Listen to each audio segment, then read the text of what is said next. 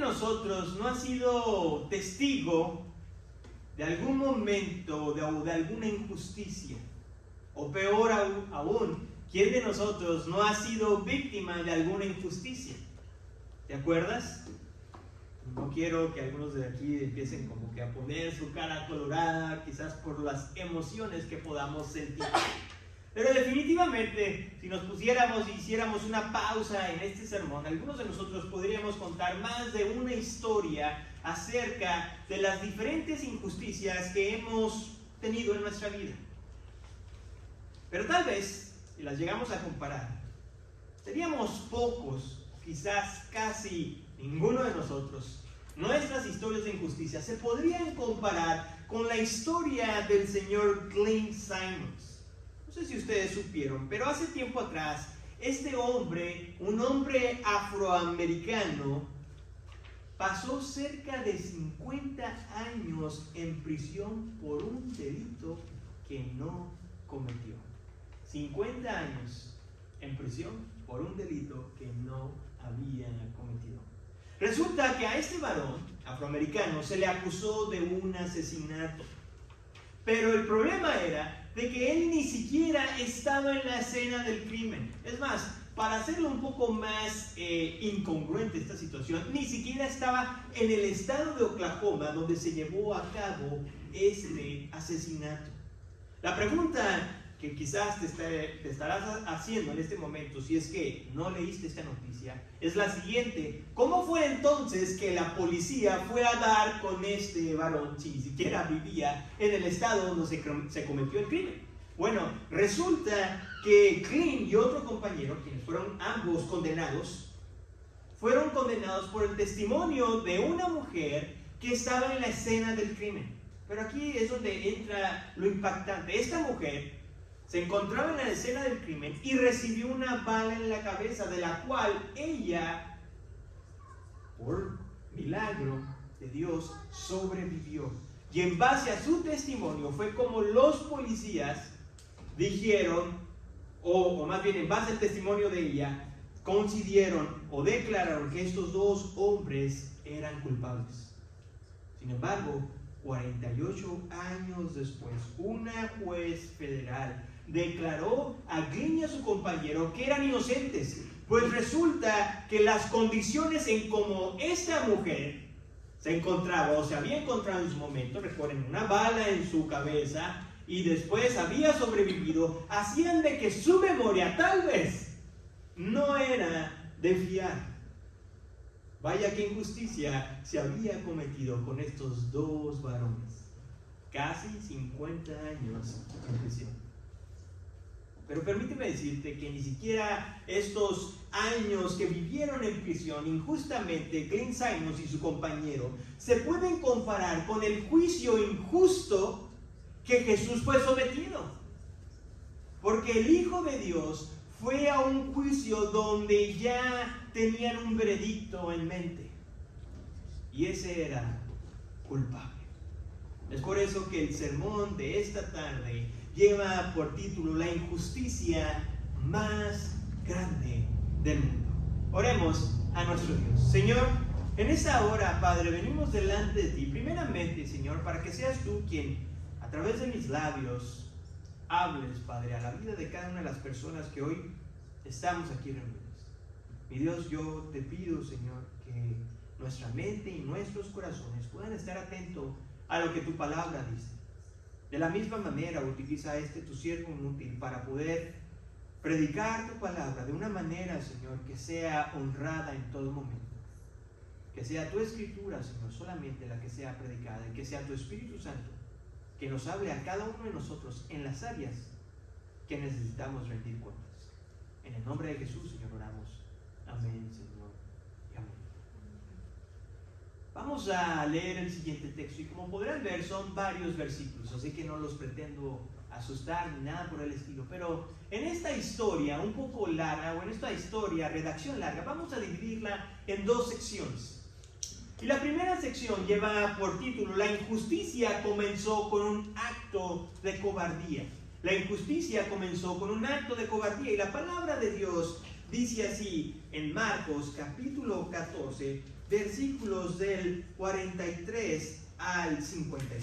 Y dice así: en ese momento, mientras Jesús estaba todavía hablando, llegó Judas, uno de los 12 discípulos, acompañado de una multitud con espadas y palos, de parte de los principales sacerdotes, de los escribas y de los ancianos. Y el que lo entregaba les había dado una señal diciendo: al que yo bese, ese es. Lo prenden y se lo llevan con seguridad. Cuando llegó Judas, inmediatamente se acercó a Jesús y le dijo: Rabí, y lo besó. Entonces ellos echaron mano a Jesús y lo prendieron. Pero uno de los que estaba allí, sacando la espada, hirió al siervo del sumo sacerdote y le cortó la oreja. Y dirigiéndose Jesús a ellos les dijo: ¿cómo contra un ladrón han salido con espadas y palos para asegurarse que me arrestaban? Cada día estaba con ustedes en el templo enseñando y no me prendieron. Pero esto ha sucedido para que se cumplan las escrituras. Y abandonando a Jesús, todos huyeron. Cierto joven seguía a Jesús, vestido solo con una sábana sobre su cuerpo desnudo, y lo prendieron. Pero él, dejando la sábana, escapó desnudo. El pasaje de la semana anterior nos encontramos que Jesús estaba prácticamente diciendo a sus discípulos de el compromiso que tenía de seguir con la misión que su Padre Celestial le había dado, de ir a la cruz y morir por los pecadores. Y mientras que Jesús estaba hablando a sus discípulos, resulta que Judas, uno de los 12, venía acompañado con una multitud enfurecida y lista para arrestar a Jesús. Esta multitud venía con instrumentos de violencia. Se nos dice que venían cargados con espadas y palos. Estos venían de parte o habían sido enviados por los principales sacerdotes, por los escribas y por los ancianos. Y aunque definitivamente quienes los habían enviado tenían ciertas diferencias, no solamente religiosas, sino también incluso políticas, como alguien dijo: el enemigo de mi enemigo es mi amigo. Así que poniendo a un lado las diferencias, estos hombres dedicaron todo su esfuerzo y su energía para arrestar a Jesús. Porque resulta que el Mesías se había convertido en una amenaza para sus intereses personales. Y estos detractores habían hecho también su tarea, que habían presentado a Jesús como una amenaza al imperio romano.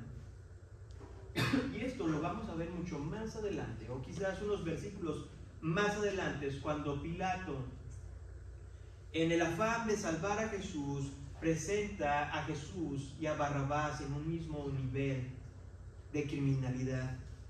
¿Por qué digo esto? Bueno, resulta que dentro de esta multitud, se nos dice, el escritor Marcos nos dice que las personas llevaban palos y espadas. Resulta que los palos que llevaban esta multitud pertenecían a los guardias del templo, pero las espadas pertenecían a los soldados romanos. Históricamente hemos aprendido o se nos ha dicho que los romanos no permitían, mientras que ellos reinaban, no permitían que hubiera ninguna sublevación o rebelión dentro de su imperio. Y es muy probable que dentro de esta multitud, convencidos los gobernantes o convencidos una vez los gobernantes de que Jesús era una amenaza para Roma, es probable que dentro de este gran conmemoración de personas había un grupo llamado Manipulo, el cual era un grupo de soldados, alrededor de 200 soldados, para ser un poco más exactos, listos para aplacar cualquier rebelión.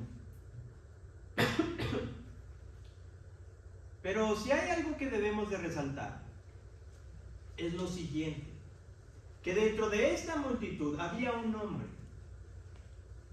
y y lo que resaltaba de este varón no era su situación, de su experiencia militar, ni mucho menos su influencia política en la sociedad judía.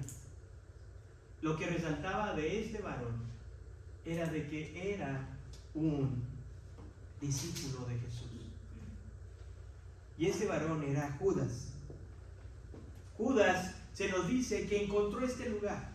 Y la razón por la que encontró este lugar es porque en ningún momento se le dificultó. Pues de acuerdo al Evangelio de Juan, capítulo 18, versículo 2, se nos dice que el lugar donde fueron, al jardín de Getsemaní, era un lugar que Jesús y sus discípulos recurrían con mucha frecuencia, ya sea para descansar o para orar.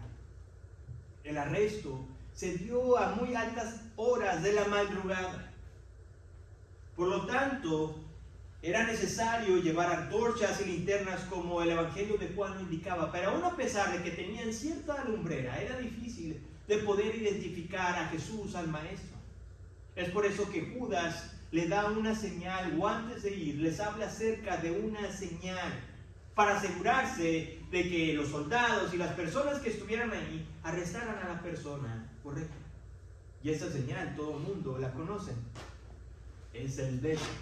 El beso que todo el mundo se menciona, ¿no? Me besaste, o es el beso de Judas, un beso traicionero. Versículo 45 y 46 dice lo siguiente. Cuando llegó Judas, inmediatamente se acercó a Jesús y le dijo, Rabí, y lo besó. Entonces ellos echaron mano a Jesús y lo prendieron. Resulta que el beso en la antigua cultura del Medio Oriente tenía un significado trascendente e importante, pues era una señal de respeto y de afecto para la persona a la cual se besaba. Y el hecho de que Judas escogiera este simbolismo demuestra el gran desprecio que tenía Judas hacia Jesús.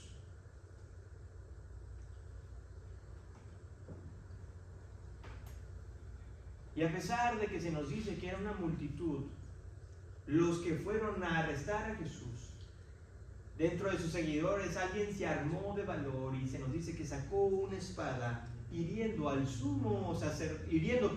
siervo del sumo sacerdote.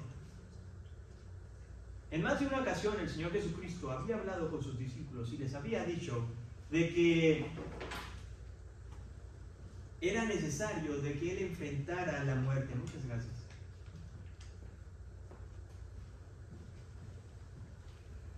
De que Él enfrentara la muerte.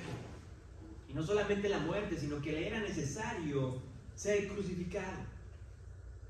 Pero es probable que en esos momentos de tanta tensión y de un instinto de supervivencia, aquel discípulo se le olvidara por completo lo que el Señor Jesucristo con tanta insistencia había enseñado. Y esta persona es identificada por el apóstol Juan, el cual nos dice que este discípulo no fue nada menos que el siempre atrabancado apóstol Pedro, quien sacó de ahí, de su ropa, de donde traía esa espada, hiriendo al siervo del sumo sacerdote. Pero la reprensión no se hizo esperar. Jesús, volviéndose a Pedro, lo reprendió. Esto lo vemos en el mismo Evangelio de Juan. Las razones por las cuales Pedro hizo esta situación no las conocemos, pero podemos quizás de alguna u otra manera decir, quizás al menos una, y una de ellas es de que, si ustedes se acuerdan, unas horas atrás el Señor Jesucristo había dicho de que Él lo iba a negar. Cuando Pedro, con mucha efusividad, había dicho que si era necesario, Él también iba a dar su vida. Entonces quizás con este acto de valentía, entre comillas, y más un acto de violencia, quiso demostrarle a Jesús lo cuán equivocado él estaba, pues realmente estaba listo para morir por su maestro. Sin embargo, en el Evangelio de Juan se nos dice que Jesús le dijo lo siguiente: métele la espada en la vaina, la copa que el Padre me ha dado, ¿acaso no he de beberla? Hermanos, en un momento de tanta atención, donde la multitud estaba lista para acechar al maestro, es increíble la serenidad de Jesús. Es más, su serenidad, su magnífica templanza en aquella situación tan tensa hizo que ese evento o esa situación violenta de Pedro hacia el siervo del sumo sacerdote no escalara a un evento mucho más grande o a una masacre. Y ahora, después de haber reprendido a sus discípulos, se nos dice que Jesús se dirige a la multitud diciéndole lo siguiente, versículos 48 y 49 de Marcos. Dice: como contra un ladrón han salido con espadas y palos para asegurarse que me arrestaban. Cada día estaba con ustedes en el templo enseñando y no me prendieron. Las palabras que Jesús dijo en aquella noche simplemente exhibían dos cosas. La primera, el acto de injusticia que estaban cometiendo. Y la segunda, el acto de cobardía que también estaban haciendo en aquella noche. De hecho, el ejemplo que Jesús utilizó como ladrón hace referencia de un individuo que comete actos delictivos en la oscuridad, en lo secreto, para que nadie se dé cuenta. Sin embargo, el Señor Jesucristo les dice: yo enseñaba en el templo en el día, el lugar más público de Jerusalén, y cuando lo estaban haciendo no fueron capaces de ir ¿a qué? A arrestarme. Pero el Señor Jesucristo sabía que todo esto era parte del plan divino de Dios. Por eso el Señor Jesucristo dijo en el siguiente versículo 49: todo esto es necesario que suceda para que se cumplan las Escrituras. Al ver que su maestro se entregaba en manos de sus enemigos, pasa una situación que Jesús nos venía advirtiendo y que le advirtió a sus discípulos. Dice ahí que todos lo abandonaron. Todos de una manera cobarde dejaron a su maestro en manos de sus enemigos. Pero aún esto era necesario para que se cumplieran las Escrituras. Después el escritor Marcos, en el versículo 51, nos regala un detalle que es único en el Evangelio de Marcos, pues no lo vamos a encontrar en ninguno de los otros 3 evangelios. Y nos habla acerca de un joven. Algunos comentaristas han comentado que este joven era Marcos en sí, quien estaba en aquella turba, no como contrario a Jesús, sino que simplemente como un testigo más de las injusticias que se estaban cometiendo en contra de Jesucristo. Sin embargo, las pocas pruebas para apoyar dicha afirmación o propuesta son muy limitadas, de lo cual creo yo que la mejor interpretación de este versículo es la siguiente, de que la intención del escritor era simplemente resaltar de que todos los seguidores de Jesús finalmente lo abandonaron. El Señor Jesucristo aquella noche quedó solo. Y esto nos lleva a nuestra segunda y gran encabezado. La injusticia terminó con un gran acto de valentía. Si tienes tu oportunidad, te voy a pedir que me sigas con su vista. Versículos 53 al 65. La palabra de Dios dice así: llevaron a Jesús al sumo sacerdote y se reunieron todos los principales sacerdotes, los ancianos y los escribas. Pedro lo siguió de lejos hasta dentro del patio del sumo sacerdote y se sentó con los guardias, calentándose al fuego, y los principales sacerdotes y todo el concilio procuraban obtener algún testimonio para dar muerte a Jesús, pero no lo hallaban, porque muchos daban falsos testimonios contra él, pero sus testimonios se contradecían. Algunos, levantándose, daban falso testimonio contra él, diciendo: nosotros le oímos decir: yo destruiré este templo hecho por manos, y en 3 días edificaré otro no hecho por manos. Y ni siquiera en esto coincidían el testimonio de ellos. Entonces el sumo sacerdote, levantándose, se puso en medio y preguntó a Jesús: ¿no respondes nada? ¿Qué testifican estos contra ti? Pero él se quedó callado y nada respondía. Le volvió a preguntar: el sumo sacerdote. ¿Eres tú el Cristo, el Hijo del bendito? Jesús le contestó: yo soy. Y verán al Hijo del Hombre sentado a la diestra del poder y viniendo con las nubes del cielo.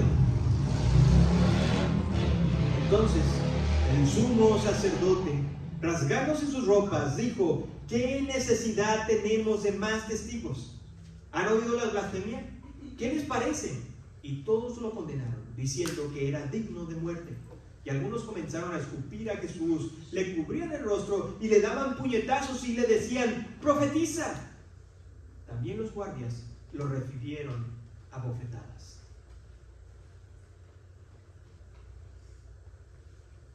Hermanos, el quinto libro de la Biblia, para ser más exactos, el libro de Deuteronomio, contiene instrucciones muy específicas acerca de los mandamientos que Dios a través de Moisés le dejó antes de entrar a la tierra prometida.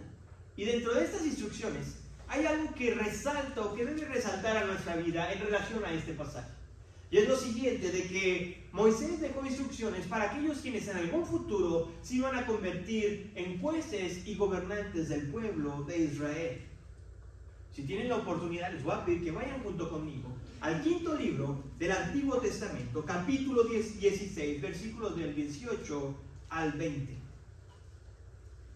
Libro de Deuteronomio, capítulo 16, versículos del 18 al 20. Y vamos a ver las instrucciones que Dios dio a través de su siervo Moisés para aquellos quienes iban a tener una posición de liderazgo sobre el pueblo de Israel. Deuteronomio capítulo 16, versículos del 18 al 20. La palabra de Dios dice de esta manera: nombrarás jueces y oficiales en todas las ciudades que el Señor tu Dios te da según tus tribus, y ellos juzgarán al pueblo con justo juicio. No torcerás la justicia, no harás acepción de personas, ni tomarás soborno, porque el soborno ciega los ojos del sabio y pervierten las palabras del justo. La justicia, y solo la justicia buscarás, para que vivas y poseas la tierra que el Señor tu Dios te da.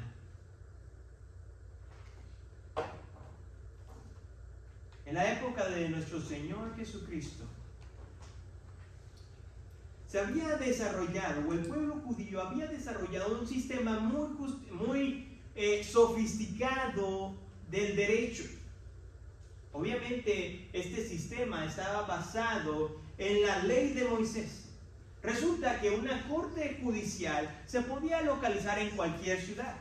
Uno de los requisitos para que esta corte estuviera en esta ciudad era de que la población de hombres fuera alrededor de 120 varones. En cada ciudad, este concilio también era conocido como el Sanedrín. Y esta corte local, o Sanedrín, era formado por 23 hombres, así es, 23 varones, un número impar. La razón del número impar era para que cuando se llevaran a cabo votaciones, siempre se tomara, ¿por qué? Por la decisión mayor o por mayoría de votos. Pero en la capital de Israel, la ciudad de Jerusalén, se encontraba el Tribunal Supremo. En otras palabras, se encontraba lo que se conocía como el Gran Sanedrín. Y a diferencia de los sanedrines locales, el Gran Sanedrín era conformado por 71 hombres, el cual estaba el sumo sacerdote, los sacerdotes y los escribas. Y a pesar de que el Gran Sanedrín había sido fundado bajo las bases y fundamentos de la ley de Moisés, con el tiempo, tribunal de justicia se había corrompido, no solamente religiosamente, sino también políticamente. Y aquella noche, lo que acabamos de leer, sería una evidencia más de lo corrupto y vil que se había vuelto este concilio, este tribunal de justicia. Así que tenemos al Señor Jesucristo rodeado de malhechores. Pero mientras que Jesús estaba rodeado de gente injusta o malvada, el escritor Marcos hace como una clase de paréntesis en su narración, diciéndonos que a lo lejos estaba ¿quién? el apóstol Pedro, el discípulo Pedro, quien anteriormente había dicho que hasta estaba dispuesto de dar su vida.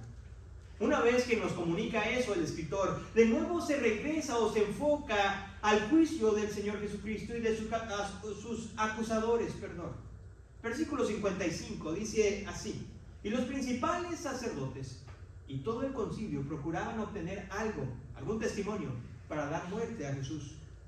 Pero había un problema. ¿Y cuál era? De que no lo hallaban. No encontraban delito alguno en el Mesías. Permíteme decirte que este fue un juicio totalmente informal. No solamente fue informal por la rapidez en la que los hombres se juntaron en aquella noche, sino también fue informal porque resulta que las cortes o los juicios solamente se realizaban en el día, no en la noche, solamente en el día. El Gran Sanedrín se había reunido en aquella reunión nocturna, no para averiguar o analizar el caso de Jesús, sino para emitir más bien ya un veredicto. De acuerdo con la ley de Moisés, se nos dice que para que una persona fuera acusada se necesitaba de 2 testigos. Pero estos testigos, su testimonio tenía que coincidir en gran manera. Y a pesar de que no podían hallar o no podían acusar a Jesús, tanto Marcos como Mateo hacen mención de que dentro de este caos y dentro de este juicio injusto se levantaron 2 varones quienes pareciera que dentro de su testimonio o de su acusación había ciertas similitudes. En el primer libro del Nuevo Testamento, en el capítulo 26, versículo 61, el escritor dice lo siguiente: esto declaró, ¿quién? Jesús, hablando de estos 2 testigos: yo puedo destruir el templo de Dios y en 3 días reedificarlo. Es lo que ellos decían que habían escuchado de Jesús. Este falso testimonio se pudo haber originado definitivamente cuando Jesús corrió a los comerciantes corruptos del templo.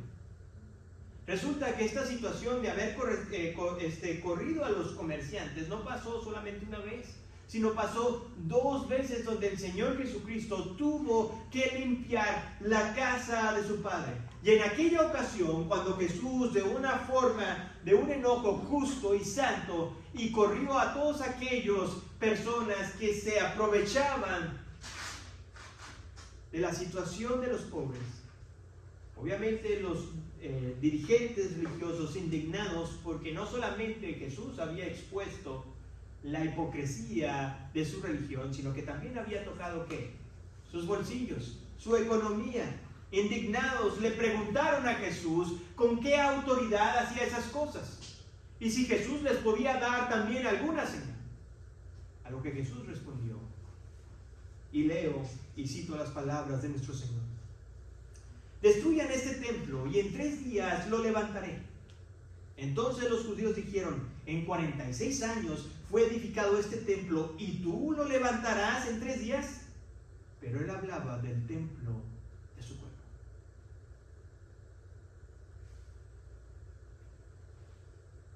A pesar de que estos hombres dieron un falso testimonio de Jesús y dijeron mentiras, pues en ningún momento Jesús había dicho lo que ellos habían dicho, Marcos nos informa que ni aún con las mentiras podían ponerse de acuerdo para hallar algún error en aquel que ha sido el único que ha vivido una vida perfecta.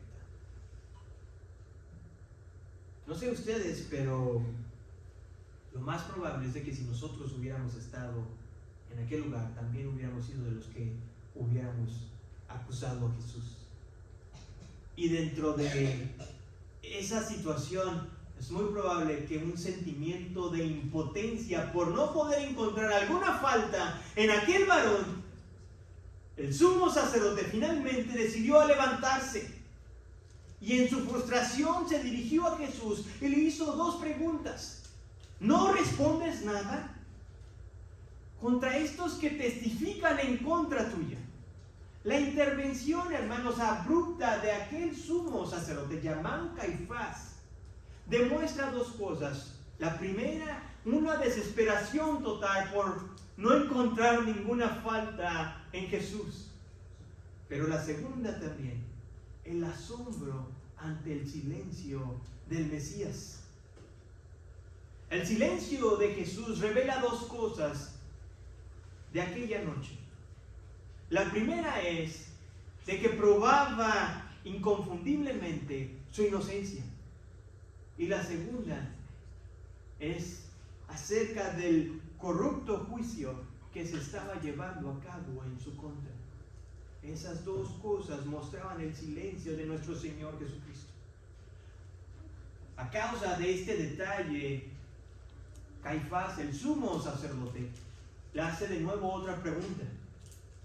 Versículo 61, le dice: ¿eres tú el Cristo, el Hijo del bendito? En esta ocasión, el sumo sacerdote fue mucho más directo a Jesús, pues en su afán y en su desesperación esperaba que Jesús dijera tan solo alguna declaración, aunque sea por lo más mínimo controversial, para tener la justificación de decir: aquí está la falta, se los dije, es culpable. Y por supuesto que Jesús sabía de este sucio de este sucio juego. Y en esta ocasión el Señor Jesucristo no se quedó callado, ni tampoco evadió la pregunta. Al contrario, contestó con una declaración, y esta declaración confirmaba que Él era el Mesías, pero no solamente eso, sino que también confirmaba su deidad. Versículo 62 dice: yo soy, y verán al Hijo del Hombre sentado a la diestra del poder y viniendo con las nubes del cielo. El título que el Señor Jesucristo utilizó en aquella ocasión, Hijo del Hombre, era un título que hacía referencia o era designado al Mesías. Pero no solamente eso, sino que también el sentarse a la diestra era el significado de que una persona obtenía el más alto poder y honor que se le podía otorgar a alguien. En palabras quizás mucho más sencillas, lo que Jesús les estaba advirtiendo a cada uno de sus acusadores era lo siguiente: ustedes me podrán matar hoy, pero yo vendré de nuevo con gran poder y autoridad y los juzgaré a cada uno de ustedes justamente. Ante la declaración del Señor Jesucristo, se nos dice que aquel sumo sacerdote, ardiendo en ira, dice que rasgó sus vestiduras. Para aquellos quienes sabemos, el rasgar las vestiduras en la Biblia significa que había un gran dolor o una gran indignación. Pero curiosamente, en Levíticos capítulo 21, versículo 10, se prohibía que el sumo sacerdote rasgara sus vestiduras. Pero en el libro de Talmud, que es el libro que contiene las leyes de los judíos, daba permiso o autorización al sumo sacerdote de rasgar sus vestiduras si éste consideraba que alguien había blasfemado el nombre de Dios.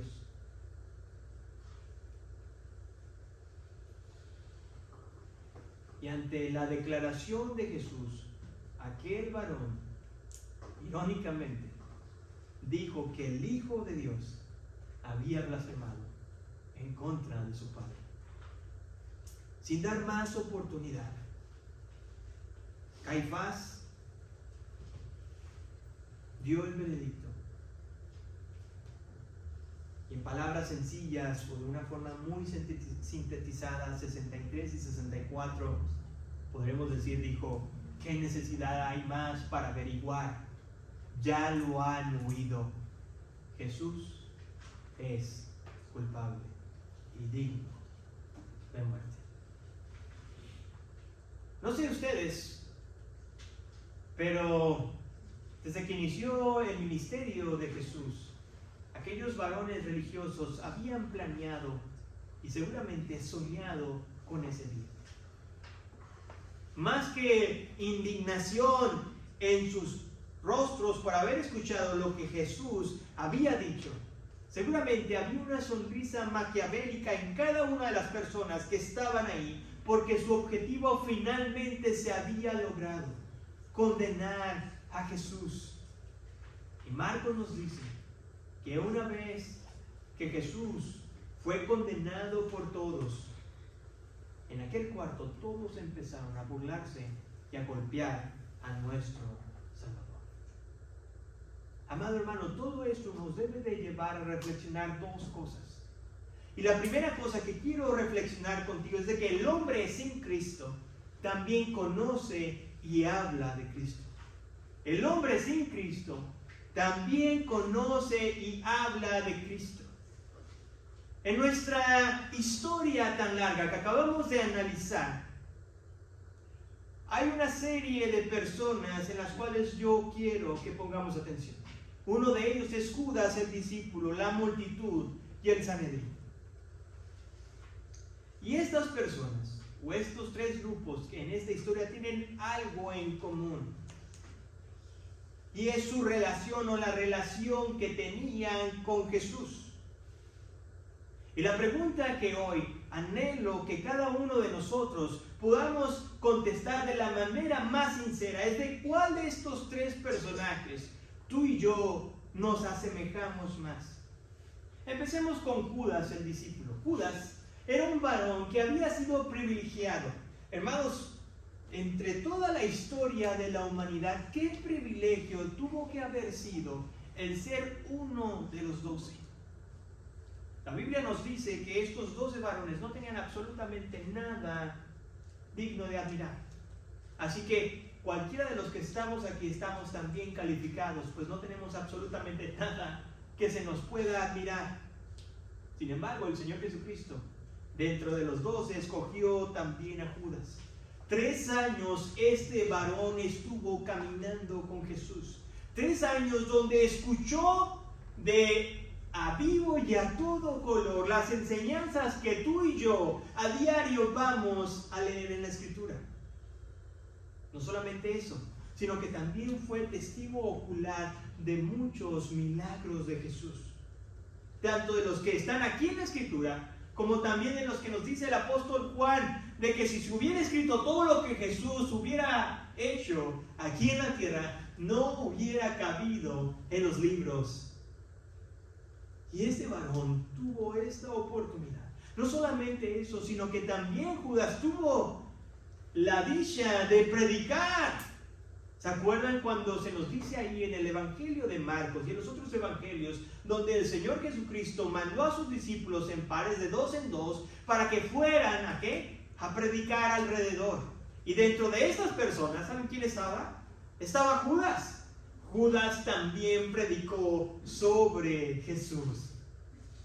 Pero cuando su lealtad, escúchame bien, cuando su lealtad se puso a prueba, este varón prefirió vender al Mesías por 30 monedas de plata. Ahora analicemos al segundo grupo, el Gran Sanedrín, conformado por 71 hombres, conocedores del Antiguo Testamento, varones que gran parte de su vida, escúchame bien, gran parte de su vida habían dedicado al estudio exhaustivo del Antiguo Testamento, de los textos que hablaban sobre el Mesías. Estas personas estaban tan llenas de conocimiento que si hoy pudiéramos traerlos a vida, podrían darnos una cátedra acerca del Mesías, basado en el Antiguo Testamento. Pero la gran incongruencia y la gran ironía de estos varones es de que tuvieron al frente en sus narices al Mesías y fueron incapaces de reconocerlo. Fueron incapaces de reconocerlo. El otro personaje, son muchos, pues es una multitud. Y sin saber mucho acerca de estas personas, de este grupo grande de detractores de Jesús, quienes fueron aquella noche, desconocemos qué tanto sabían. Quizás sabían un poco menos si lo llegamos a comparar con los otros 2 primeros, con Judas y con el gran Sanedrín. Pero permíteme decirte algo, de que es probable de que tuvieran cierto conocimiento, porque para ese entonces Jesús su fama ya se había extendido por todo Israel. Así que es probable que supieran un poco de Jesús. Pero lo poco que sabía en ningún momento los hacía inocentes de la culpabilidad que compartieron aquella noche. Porque al igual que los otros dos, tanto Judas como el gran Sanedrín, también ellos fueron partícipes del juicio injusto contra nuestro Señor Jesucristo. Hoy en día, hermanos, hay muchas personas que tienen un conocimiento nulo o quizás nada o muy poco sobre Jesús. Sin embargo, permíteme decirte lo siguiente, que sin importar cuánto conozcan a Jesús, poco o mucho, eso no los justifica de sus pecados en contra de Dios. Porque la Escritura habla con mucha claridad y nos dice ahí en Romanos capítulo 3, versículo del 10 al 12. Te voy a pedir que si tienes tu oportunidad, vayas conmigo. Romanos capítulo 3, se encuentra unas páginas más adelante. Capítulo 3, del 10 hasta el 12. La palabra de Dios dice de esta manera, Romanos 3, del 10 al 12. Como está escrito, no hay justo ni aún uno. No hay quien entienda, no hay quien busque a Dios. Todos se han desviado a una y se hicieron inútiles. No hay quien haga lo bueno, no hay ni siquiera uno. Amado hermano, Dios es un Dios de amor. Pero también Dios es un Dios de justicia. Y su justicia y su amor en ningún momento se contradicen. Porque el pecado no puede quedar impune.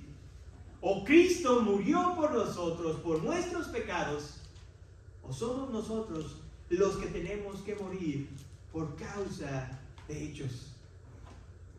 Quizás antes de que empecemos a pensar y a divagar en nuestros pensamientos y emitir un juicio en contra de Dios y decir qué injusto es Dios con aquellos quienes lo desconocen o su conocimiento es muy limitado, permíteme preguntarte lo siguiente. ¿Hay alguien en tu vida que desconozca de este mensaje? ¿Hay alguien, algún familiar, algún amigo, algún compañero de trabajo que sabes que la forma en cómo está viviendo demuestra lo muy poco que sabe acerca de Jesús y de su mensaje? Y si es así, que yo creo que a todos los que estamos aquí nos incluyen, pues sí conocemos a alguien que sabe muy poco sobre ese mensaje. ¿Qué estamos esperando? Dios anhela salvar al hombre pecador, pero también Dios anhela que sus hijos lleven este mensaje de paz. Así que, ¿qué estamos esperando tú y yo para compartirle a los demás? Amado hermano, por otro lado, hay otro grupo de personas que poseen un conocimiento extraordinario de la Biblia, tal como el gran Sanedrín, o como en su momento como Judas, quien compartió del mensaje de Jesús seguramente cientos de veces durante esos 3 años. Pero permíteme decirte que aun cuando hables de Jesús o sepas de Jesús, muchas veces estas personas carecen del poder transformador que causa el mensaje de Jesucristo en nuestras vidas. Judas caminó con Jesús por 3 años, pero nunca pudo entender realmente quién era Jesús. El Sanedrín, compuesto por hombres cultos y conocedores del Antiguo Testamento, fueron incapaces de reconocer al Mesías.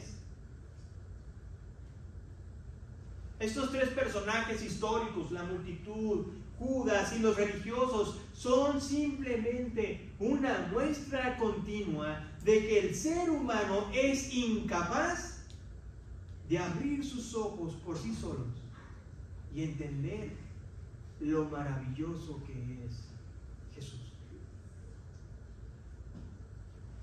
La pregunta que entonces nos debemos de hacer en esta tarde es la siguiente: ¿cómo saber si Dios realmente ha abierto mis ojos espirituales? ¿Cómo saberlo? Si realmente mis ojos han sido abiertos, o soy simplemente como alguien más de la multitud, o como un Judas o un fariseo que conozco y hablo de él, pero realmente su mensaje no me ha transformado. Y la respuesta creo que está en lo siguiente: ¿cómo sabemos que Dios ha abierto nuestros ojos? Cuando Jesús se ha convertido en nuestra mayor satisfacción.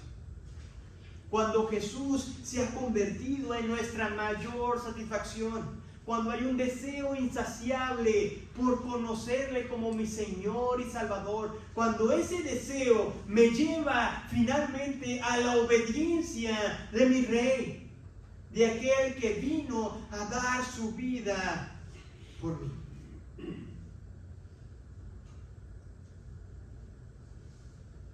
La segunda reflexión que encontramos en este pasaje es que el hombre con Cristo tiene una esperanza real.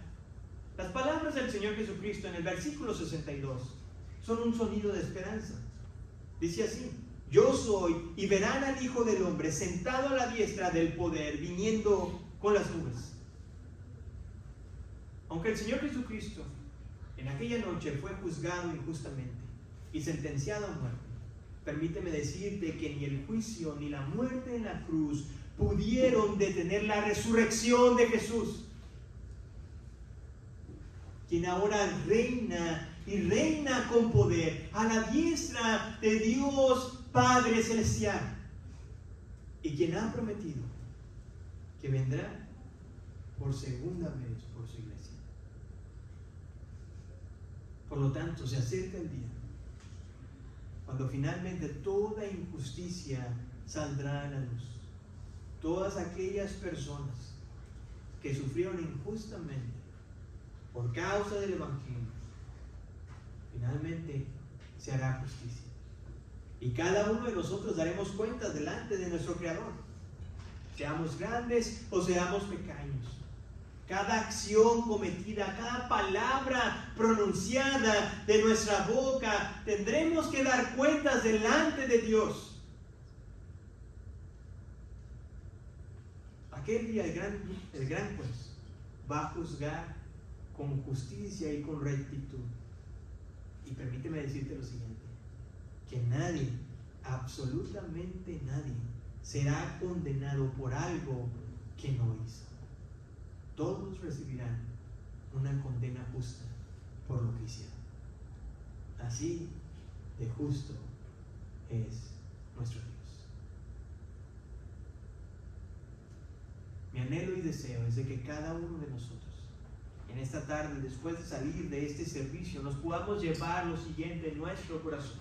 Y es lo siguiente: que muchos hoy hablan, cantan, enseñan y predican de Jesús, pero aún así siguen viviendo sus mismas vidas. Porque el poder del mensaje de Jesús no ha cambiado o transformado su corazón. La oportunidad de cambiar tu eternidad puede suceder hoy mismo. ¿Sabes por qué? Porque Jesús con gran valor aceptó ser juzgado injustamente y morir en una cruz para que tú hoy, en este día, puedas tener esa gran esperanza de ser hallado delante de Dios como justo, por lo que Jesús hizo por ti en la cruz. Así que la pregunta es: ¿qué estamos esperando? Oremos.